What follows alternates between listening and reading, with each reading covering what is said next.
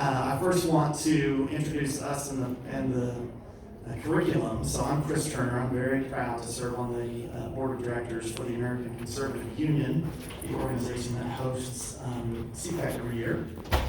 Very happy to be here with our studio audience and our esteemed panel to talk about the campus fight. I don't know if, maybe it hadn't broken through with a lot of people, but college campuses have become a bit of a problem politically for us.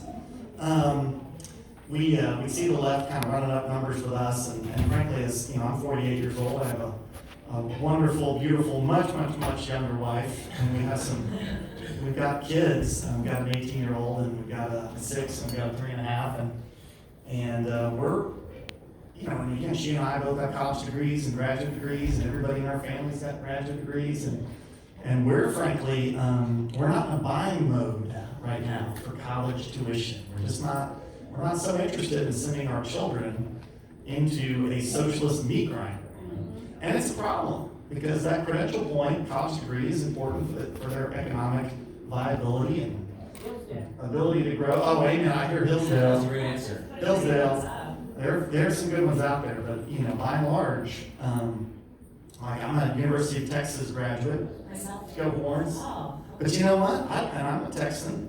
I would not pay for my son to go to the University of Texas under any circumstances. I just wouldn't. I wouldn't do it. So I think this is very appropriate.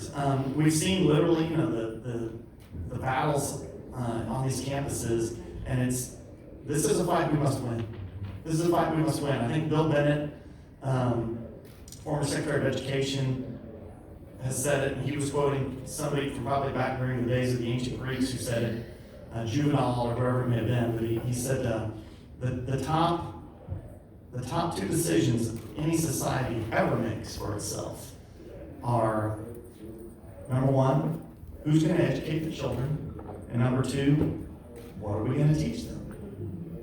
And I would say on the right, and this organization, Leadership Institute, from which both our panelists hearken, notwithstanding, we've not done a great job on that front as conservatives, and as a parent myself. We continue to invest our money into a machine that is turning right-thinking, hardworking young kids into socialist activists. We've got to stop that. So I do want to preface by saying that we have a very right-thinking young person who's at Ole Miss. Clayton Turner, my nephew, is going to be in the hall. Handing out, there he is. All right. So there he is. There's Clayton. He's going to be passing out little sheets of paper if you guys have any questions. So if you wouldn't mind just writing questions down on the paper that Clayton provides to you, please write in block print if you can, because I'm getting old and I can't. Even though my dad was a doctor who wrote like scribble scratch, like I don't do so well with it. So please try to write legibly, and we'll try to address a few questions at the tail end. Okay. So with that, I'll come back in. I want to turn it over. I'm really excited because Leadership Institute has been at this for a while. And I happen to be one of your acolytes. As a young person, I went through Warden's training. So I'm one of you people. I want to introduce, and actually just for Alexandra and Stephen both, why don't you just take a second, starting with Alexandra, and just introduce yourself. Absolutely. Well, my name is Alexandra Knowles. I am the director of youth leadership programming at Leadership Institute. I'm so sorry for the quality of my voice today. I was just so excited to be at CPAC. Maybe sprinkled a little bit too loud yesterday. So we're going to go ASMR style for the rest of this. I'm just kidding. I am the director of youth leadership programming at Leadership Institute, and I travel across the country teaching young activists how to effectively organize and communicate the ideas and the causes that they care about. That's right. Steve? Yes, hello everybody, my name is Stephen Rowe. I'm originally from the great state of Montana. Anybody else from Montana? Yeah, no one raised their hand. That's what usually happens every single time. There's not a lot of us, but we punch above our weight. There's only 1 million of us total, a 3-to-1 ratio, 3 cows for every human. And there were 7 black guys in Montana before. Down to 6.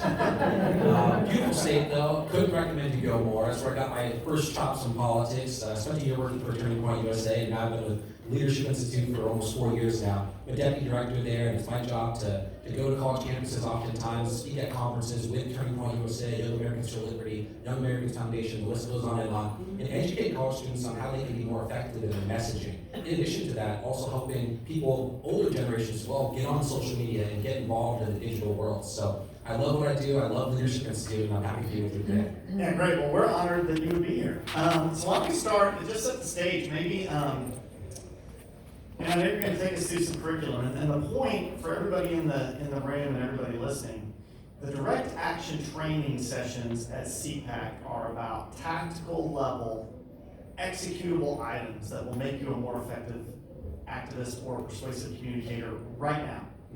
So for everybody here, this is a non-theoretical discussion. This isn't about what happened 90 years ago, and it's not what's going to happen in 90 years. This is about November 3rd, 2020, period.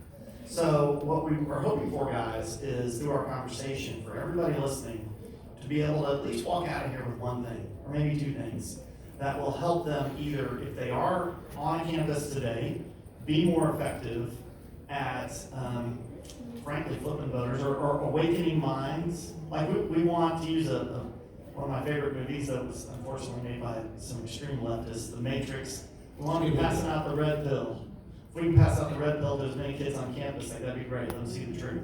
Or if they're a parent of a kid on campus or a grandparent, to give them maybe a tactical level thing that they can do to help out. So we want to think about, this is November 3rd oriented.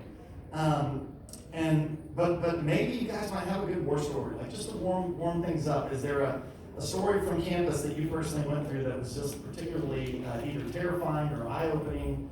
What comes to mind? What would you share with us if you want to say, hey, here's what it's like out there right now?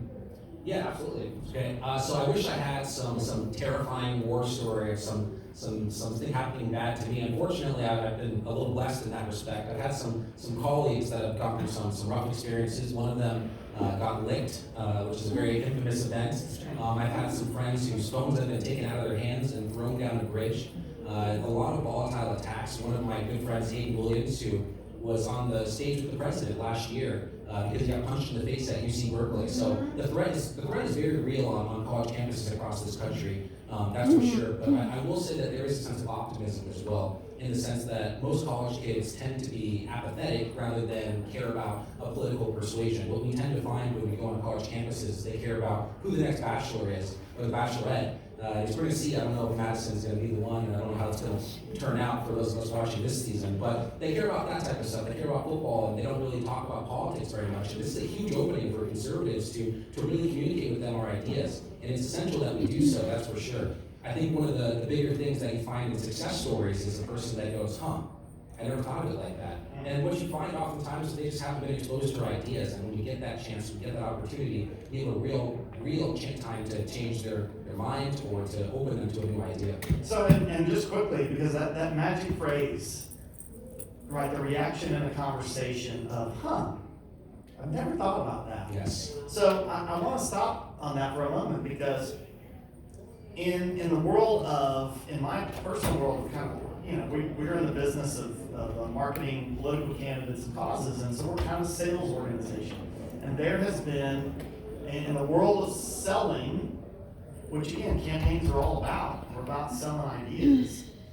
There has been, through my lifetime, a sense that if you're in a conversation with somebody and you're trying to win them over, and you can feel good about yourself if they say something like, yeah, I thought that for a long time too, and that sounds, we're on the same wavelength. Now, as a salesperson, I think it applies to politics. We're trying to feel good about that reaction. Like, wow, they agree with me. Yeah, we're vibing. It's the same thing. We're vibing. That's right. I'm dating myself. But in modern sales, there's a new generation of sales that I think touches on that magic phrase, which is, in modern sales, they teach you haven't won any conversation when they say they're thinking along those lines. You don't want anything. What you want is for someone to stop, look at you and say, wow, I never thought about it that way. That's the magic we're looking for. And so, as a tactical, I'm going to interrupt and grab these little nuggets for our listeners and our studio audience. That is the magic moment when you've got an opportunity, right? Look for those moments and entice them through good questions to getting them to a point where they're like, never thought about that. So, thanks for that. That's a great nugget. Alexandra? Well, I'm glad that Stephen has been so sheltered that he's never experienced some backlash. Oh, wait, Stephen, for everybody listening, is 6'7", he weighs 462 pounds of muscle, which is why, and he's an African American from Montana, which is why nobody screws with him. That's probably true. Quite intimidating. Absolutely. I unfortunately do not fit that description, so I guess I'm the prime target, I suppose. But I worked on a race in 2017 in Virginia, and if anyone who is from Virginia or is paying attention to politics at the time, it was a pretty volatile climate back 2-3 years ago, especially as there were some Confederate monument controversies that were screwing up in the gubernatorial race. And as a result, I was the youth director on a campaign, and my job was to go from college campus to college campus, identifying and organizing the students. So I have had a table flipped in my face, I've had green paint thrown on me, I've had my hair ripped out of my head, just really fun, wonderful things. Wow. That the rite of passage for every college student these days, right? Yeah, especially if you're a conservative. So why don't, so in other words, guys, we got some warriors up here. They're not just talking the talk, they walk the walk, right? As they're like fist bumping and flexing biceps. I really like because it is, and it's amazing actually that you got to be a warrior on campus these days if you're on the right. I mean, that's the reality. So why don't you give us a couple of your thoughts on the campus fight and how we can win it? Stephen, why? Yeah, absolutely. I'd love to kick things off here. And I think one of the best things I can communicate with people oftentimes, especially people who really care about politics, all of us here, we're at like a level 10, like black belt knowledge of politics. And we have to realize just for a second that most college kids are not there. And so when you mention something like Austrian economics, or you say Frederick Hayek, these are not things that ring bells for them, but maybe huge alarms of yeses for us in our head. And so we have to meet people where they are fundamentally. And I think that kind of comes to the fact that we have the best form of communication ever that's been passed down to us from generation to generation. It's fundamentally how we communicated as history, as humanity, and we keep doing it. We've kind of lost our roots a little bit. But that's the essence of storytelling. It's telling stories of success, telling stories of why capitalism cures, and telling stories of the horrors of socialism. And when you tell a story, you're able to connect with someone for a second. Even just hearing me just say for a second, let me tell you a story. Everyone instantly starts to slowly fade into it and hear what's going on. And what I want to see more of from a bunch of people listening to this podcast, everyone in this room right now, is to tell your story. Because we, as conservatives, have gone through some trials, we have gone through tribulations, and no one can take your story away from you, and that makes it uniquely yours. And don't be afraid to tell the stories of other people, because stories are really, at the end of the day, what gets people interested, gets them involved. And one big mistake I see a lot of conservatives make out there is they will throw, look at this GDP graph of why school choice works better. We know school choice works better, but you're throwing this graph, this pie chart at me, and it's a little not interesting at all. And I got enough of that in my economics course, so I'm not paying attention to you now. And so we got to break through that for a second. And storytelling is one of the most powerful forms that we can do it. And it starts with a hero, it starts with rising, it continues on to rising action, and then we lead and finish with a point that they can take away home and they can recite back to other people. I just heard this amazing story of this individual who escaped Venezuela and the horrors of socialism, and now he's here praising, how awesome America is and how evil the other place was. And you hear that story and you're like, I want to tell somebody else this story, I want to communicate this. And the best thing we can do in addition to that is just add a recording layer to that. If you point your phone at your face and start talking, it's amazing how viral you can go sometimes. And I really encourage people to do that, because a lot of individuals will think, I need this fancy piece of camera equipment, or I need, I don't have the clout to do this. But I promise you, if you really just start recording and start sharing your story with the world, both in person and online, you're going to start winning a lot more hearts and minds, because they see that you're a human fundamentally, and then they hear your story, and then they continue to kind of go from there. So I'm going to put you on the spot, Alexandra. Tell us the story. The way the Leadership Institute would teach everybody to tell a story. You have a compelling one that's moved you personally, or your personal story, and how it should be told. Sure. So I was actually going to piggyback off of what Stephen said, in that I think what you're touching on with the storytelling aspect is that conservatives need to stop shying away from the emotional kills, right? This is something that we see that the left tactically do very well. Conservatives, I think that I don't know what comes first, the chicken or the egg, but I think that we're very logical people. So when we're talking about what we believe, why we believe it, we tend to dive into the policy points. All right, let's break down this tax code line by line. Why is this unethical, or why is this not the most efficient thing we can do? Why don't we talk about how certain policies are inhumane, how they're unjust, let's dive into that emotional appeal, especially when you're working with students on college campuses, like Steve was talking about when you're telling a story. You need to have that emotional appeal if you really want to connect with these students. Conservatives on college campuses exist. They are just supporting these leftist candidates because they're the only ones going out and talking to them. I think if we go out there, like you said, meet them where they are. Get out there, just talk to them, figure out what their stories are, figure out what emotional feels, tap into their hearts and minds. We'll be really successful. In terms of storytelling though, I always tell students, when you're out there tabling on campus, don't go up to students and say, hey, can I talk to you for a second? Go to the student and say, hey, do you like freedom? Do you believe in the Constitution? What do you think about the First Amendment? Go into it with that, and such an organic conversation starter, and it almost lets them tell you their story. Okay, so they tell you, yes, I do believe in freedom. Prove it. Why? Why do you believe in freedom? Then you start that storytelling aspect that Stephen was just touching on. That I think is critical in getting message. And I love that. So again, I'm gonna stop you right there because it's another amazing thing you just said. The word why, the question why. Yes. And I'd love for you to expound on this a little bit, but I think that conservatives do this clinical approach to everything, right? Where we say in our minds, like, if only these people knew what I know, no one would ever vote for a socialist. Well, that is factually untrue. That is untrue. If we could immediately cascade all knowledge that we possess, not every single person would interpret that knowledge exactly the same way and immediately become conservative. It's false. But we just believe this in our mind. And we get impatient. So we want to boil it down to a bar chart and say, look at this, you fool. Yes. Right? And so I think the great point here as a takeaway is real stories matter. Stories that are emotional matter because every single buying decision that you make in your life as a human being is an emotional decision, and the Consumer Reports part of it is just justification. When you go in to buy a car, you see the car, you fall in love with the car, and then you go figure out how to justify it to your spouse intellectually. Yes. Right? Yes, I know exactly the outfit I'm going to wear in this. I know what vacations we're going to take in this car. That is it. And so the why question is something that not only I think, and again, I'd love to have maybe Stephen expound on this, but I don't hear us, I think it's a twofold problem. I don't hear us asking voters why a lot, and more importantly, for the richness of the story, we don't ask ourselves our own why. I think it's really interesting to address college kids who are engaged and say, what are you doing here? Well, I'm here for this. Okay, well, why is that? And it's because I think that education is like, okay, well, why do you believe that? And there's an exercise, again, in kind of self-exploration called the 5 whys. And if you ask someone the question why 5 times in a row, why is that? Why is that? Why is that? Oh, that's so interesting. Why is that? If you get to 5 whys, you're going to get to the truth. Yes. And so the way to start is to put a mirror in front of your face and ask yourself the 5 whys. Why are you in this room here? Why are you listening to this podcast? Why are you training people listening to a podcast? And because it's going to go back to, again, it's Alexandra's great-grandmother who came over, Stephen's, uncle who was a soldier, somebody who taught us about duty and honor and country. But there's emotion there and there's power in it.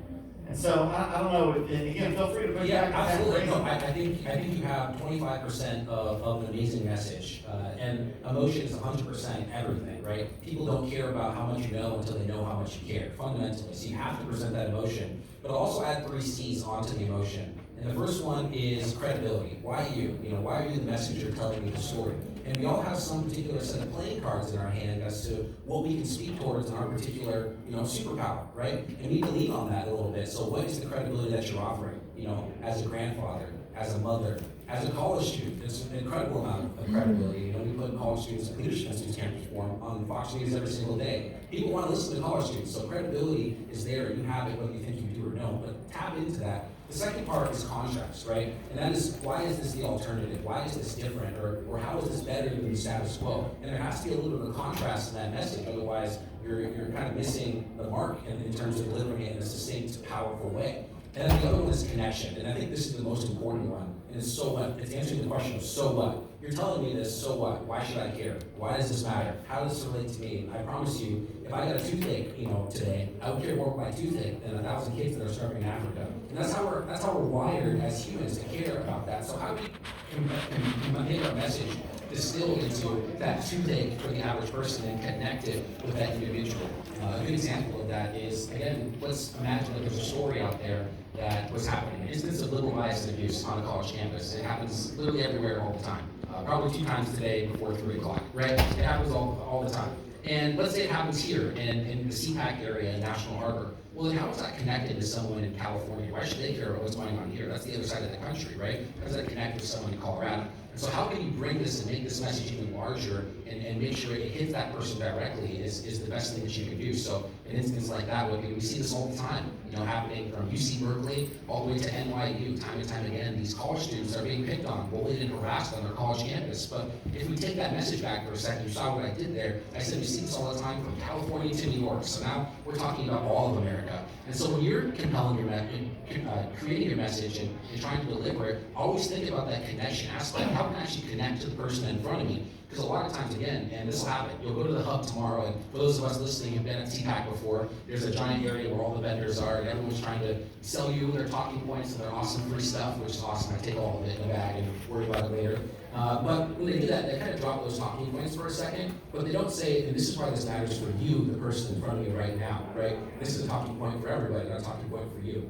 And so when you have that talking point, and if you ever have one in the near future, how can you make that personalized? How can you tailor that to the individual? And I think it starts with a lot of what you were saying, asking those 5 whys. Why do you believe that? Why are you doing that? And all that, it really distills down, and then you can really send a message. So that's the message. So we've got that emotion, we also have the connection, the contrast, and the credibility. All of that together combines to make a powerful, excellent message. I love that, and that's useful for people. So, Alexandra, you have anything to add to his brilliant reportage so far? Anything you forgot? Stephen falling down all the time. I forget a lot, so. Well, I think what we should be asking students when we're canvassing or if you're out there, if you're a college student, you're tabling on your college campus, don't leave a conversation without asking someone, what is the issue that's most important to you? I start off all of my trainings at Leadership Institute by having all of my students take a second and just close your eyes. Think about what brought you to this room today. For everyone here at CPAC, what brought you to CPAC today? What makes you a conservative? Was it your grandparents sitting you down, making you watch the news, explaining it to you? Was it a piece of philosophy that you just fell in love with and felt really encompassed your morals and your values? Whatever, is it an issue that you are just rabid for, and that's what gets you in the ballot box this November? Whatever that is, use that as fuel, and when you are out working on a campaign, when you're recruiting on college campuses, keep that in the back of your mind. You might be that thing that untaps it for someone else. On these college campuses, studies show that how you vote when you're 18 is going to be how you vote for the rest of your life, typically. So think about the power that you have as an 18-year-old or to a 22-year-old on a college campus. You have the ability to impact how those young, bright-eyed, bushy-tailed freshmen are going to vote for the rest of their lives. That's a big opportunity, so definitely don't take it for granted and try to make that emotional connection by asking them the why, asking them the issue that's most important to them. Yeah, I mean, it's, listening to you guys, it's actually, it's an amazing challenge actually for all of us, because what you're telling our audience here and listening in is that frankly, we're probably not spending nearly enough time as activists exploring our own motivations. And, again, conservatives, Republicans, we spend, to bring sales terminology into it, we spend a lot of time on what's called business pain, meaning we share kind of the veneered version of ourselves with other people. Mm-hmm. We talk about things like it's an issue that matters to me, or freedom, or it's my duty to vote, or whatever it is. But that's it's an aggregate level experience shared. It's not a personal shared. So what I seem to be hearing is maybe we need to spend some alone time and be thinking about it with ourselves or with friends and family, and get down to why is it really?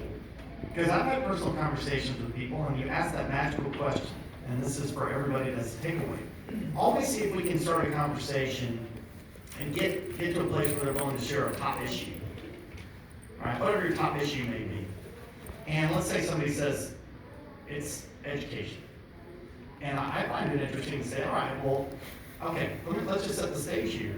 Because is it education because, you saw an article in the front page of the paper today and you thought it was terrible, or is it education because somebody you know personally, yourself, your mother, your father, your siblings, were either really, really let down by the system or really, really uplifted? Because I want to know what kind of conversation I'm having with you. And in many cases, when I've gone through that little exercise, people will say, well, actually education is not my top issue. Oh, well, what is it? Yeah, it's something off the top of their head. Because right? when we engage in political conversations, there's a degree of programming that kicks in. We all have a sense of the rhythm of that conversation. And I remember there was like an Audi television commercial a couple of years ago where they were walking around reading scripts about cars. Like it's programming where we identify a political conversation and then we go into a bit of a rhythm. It's almost like going into the Gap as a male and somebody comes up to me and says, you know, hey, can I help you? No, I'm just looking. Yeah. Okay. I'm just looking. Now that's called programming. But in fact, I'm there to buy something. But I just say, even if I'm there to buy something, I say I'm just looking because it's what the programming tells me to do. So, anyway, it's kind of a I'm humbling. actually a little stubborn too. I will walk around the store lost for a second because I didn't ask for help. But Yeah, and we've all been trapped in there. So, anyway, I don't know if I've hit the point. I feel free to welcome feedback on this, but that's kind of the humbling part of what I'm hearing from you all is maybe we need to spend some alone time, get to our own core issue, and then share that. Yeah. Does that make sense? Yeah, definitely. And just expanding on your point about how we get into a rhythm, especially as conservatives or activists. I think that the rhythm that I see conservatives, especially those running for office or working on campaigns, the rhythm that they're in is they're targeting, you know, the generation that is 15 plus, where 1/3 of the voting bloc currently are millennials and Gen Zers. That's crazy. We need to stop ignoring this. I think the conservatives have gotten a bad rap for ignoring certain minorities, especially young people, or not ignoring them, but trying to not doing everything they can to reach out and message their policies to those people. So I think the biggest thing for 2020, get uncomfortable, get out of that pattern, go talk to those young people, meet them where they are, and explain why our policies are humane, while they are just, why they are libertarian motivated, and I think that's gonna go a long way. yeah, I really like that sentence, that get uncomfortable, because a lot of us are very comfortable in the circles that we exist in, right? And for a second, even beyond college students, but especially college students, let's break out of that bubble for a second and be uncomfortable and have those uncomfortable conversations. For a while, it's like we've been taught for quite a while to not, you know, try and argue or debate with people sometimes. If we disagree, I'm just going to be quiet and let you talk. But sometimes it's the brave person in a college classroom that stands up to the teacher and says, I disagree with you. And there's 10 other people in that room that think the exact same thing, but they didn't have the bravery to just stand up and say something. And so that is in essence of getting uncomfortable. And it kind of reminds me of Eminem, a famous rapper. He's one of the 4 top rappers on. You know who Eminem is. I just wanted to, you know, I don't know sometimes. I don't know. So Eminem has a movie called 8 Mile, and there's a song in it called Lose Yourself. And the most important thing in this song, you don't have to know the rest of the song. It's great. You can check it out later. But it says you only have one moment. Will you capture it or just let it slip? And he said, well, spaghetti after that. But that one moment then for just a second. There's so many moments, there's going to be more than one in our lifetimes, but we've seen these pass us by time and time again as conservatives, especially on campus, where we don't stand up, or we don't defend ourselves, or we don't talk, and we just let that moment pass, we let it slip, so to speak. And we need more courageous conversations around the topics that we care about, whether it comes to just being loud and proud about being pro-life, to caring about the economy. I think it's all essential for success, and if you don't have those conversations, if you aren't the one that stands up, or if a college student tries to, you know, approach you with the opposing side, you're not willing to share your side, then you just let that moment slip, and we have to stop doing that. We have to be more proactive than reactive when it comes to sharing our philosophy. Yeah, and I love that. And everybody agree with that? It's pretty, I mean, it seems pretty sound. And look, if we don't think this notion of programming is real, let me utter a phrase. There are 2 things you don't talk about. Everybody in this room and everybody listening knows the 2 things we don't talk about. I'm not even going to say it because they already know. You already know. I didn't ask you to fill the blanks. I asked you to do it in your own mind. Everybody knows. But guess what? That's programming. That is programming of your mind. Guess who is not abiding by that rule. The left. Yes. They're talking about both. And in contention, by the way, that the young left is not a religious generation, is kidding themselves. Socialism is a religion. It is irrational, right? People are literally willing to commit economic suicide, cultural suicide. They're willing to drink out of a Dixie cup from a guru, right? That's what socialism is. So they're not abiding by our rules. Two things you don't talk about. We need to talk about those things. And the Leadership Institute and Stephen and Alexandra, I think that's a fantastic takeaway to say, again, it's almost like self-help, but lean into the discomfort. Yeah. Be courageous, because everyone is looking to us to be courageous. And for the young people, and I'd love for you to and we're going to take a few questions, I think. Clayton, if you've got some questions to bring up. As parents and grandparents, our little ones need to hear from us. Yes. And I think it's leftist propaganda to say, you should just let the young kid learn on his own or her own. Well, guess what? We've never done that. They don't know. And so guess what? When we don't, there's something to say about cultures and families and companies. Yeah, if I could. Oh, please.